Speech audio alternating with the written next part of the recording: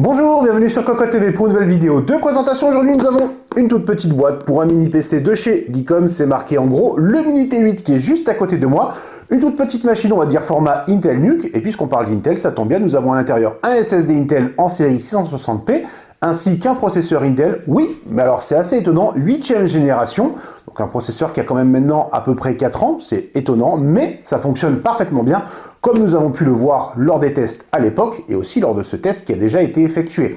La mémoire vive 16 Go pour cette configuration. Tout de suite, on découvre ça en détail. Le mini PC Mini IT8 de chez Geekom, le voici. Comme on peut le constater, nous sommes sur un format vraiment réduit. Je mets la main à côté. Ce n'est pas très gros, c'est parfait. Et c'est d'autant plus intéressant qu'à l'intérieur du bundle qui est dans la boîte, il y a une petite housse de transport. Alors, ça ne servira pas à tout le monde, cette machine peut très bien être utilisée de manière sédentaire, mais on peut aussi l'embarquer pour un professionnel ou un étudiant par exemple, et c'est plutôt sympa d'avoir la housse. En revanche, petit regret, nous avons une brique d'alimentation au format brique et pas, on va dire, format ordinateur portable ou téléphone portable plutôt récent avec un port USB Type C. Ça aurait été vraiment sympa pour le transport. Bon, c'est comme ça, on ne peut pas y faire grand chose. Au niveau du design, nous avons une machine qui est intégralement en noir avec une finition brillante et beaucoup de reflets, donc les micro-rayures vont se voir, la poussière va se voir, les traces de doigts vont se voir, c'est un peu dommage, mais encore une fois, c'est comme ça, et surtout, ma foi, personne ne change de ce système, c'est toujours du noir brillant sur le dessus, ou bien une autre couleur en brillant. Bref, passons tout de suite à la connectique, en précisant que la finition, même si on n'est pas fan du brillant, est particulièrement agréable, il n'y a rien à redire, les peintures sont propres, les ajustements sont impeccables. Nous avons le bouton Power ici. Ensuite, nous avons un combo pour le son. Comme un peu trop souvent de notre point de vue, le son ne va se trouver qu'à l'avant. À l'arrière, ça passera par la sortie HDMI, par exemple.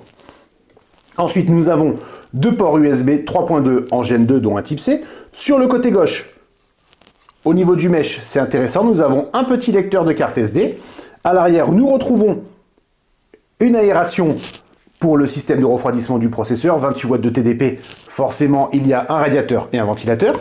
Nous avons alimentation mini DisplayPort, Ethernet en gigabit, deux ports USB 3.2 Gen 2 encore une fois, un deuxième Type C et une sortie HDMI. Et sur le côté, nous avons le traditionnel Kensington Lock. Au niveau de la connectique, c'est donc plutôt complet. Nous avons des ports USB 3 de dernière génération. Les ports en USB-C vont aussi permettre de mettre deux écrans supplémentaires, donc on peut avoir un maximum de 4 écrans. Selon la configuration, ça peut être très intéressant. Bref, rien à dire de ce côté-là. En revanche, petite déception, on va le dire pour la partie sans fil, nous sommes sur du Wi-Fi AC, il n'y a pas de Wi-Fi 6, et le Bluetooth est en 4.2, ce n'est pas du 5. Ça aurait pu être sympa selon les usages qu'on veut faire. Bon, on ne peut pas tout avoir. Un processeur plutôt ancien, une connectique sans fil plutôt ancienne, le reste en revanche plutôt moderne, même si, oui, on pourrait dire pourquoi on n'a pas du 2.5 sur l'Ethernet, mais c'est déjà pas mal.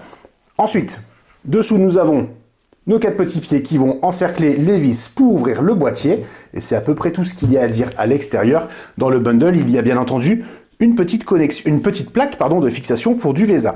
Tout de suite, on va ouvrir la machine pour vous expliquer 2-3 petites choses à l'intérieur. Le Mini T8 est ouvert, alors je ne vais pas trop toucher le boîtier histoire de ne pas rayer le capot supérieur qui est dessous. Donc, une fois que le système est ouvert, tout simplement les 4 vis qui sont au niveau des pieds, nous avons un petit pad thermique qui vient prendre place sur le SSD qui est déjà en place. Nous avons de ce côté la mémoire vive de chez Crucial Micron. Et là, emplacement 2,5 pouces, très intéressant si jamais on veut vraiment encore plus de stockage. Au niveau de la partie sans fil, ça ne se verra peut-être pas beaucoup, mais en fait, sous le SSD, nous avons deux câbles qui sont ici, ce sont les antennes. Et en fait, la puce, c'est la petite pièce qui est là, avec une petite partie en plastique dessus. La carte Wi-Fi n'est pas à proprement parler une carte Wi-Fi, puisque c'est directement soudé sur le PCB.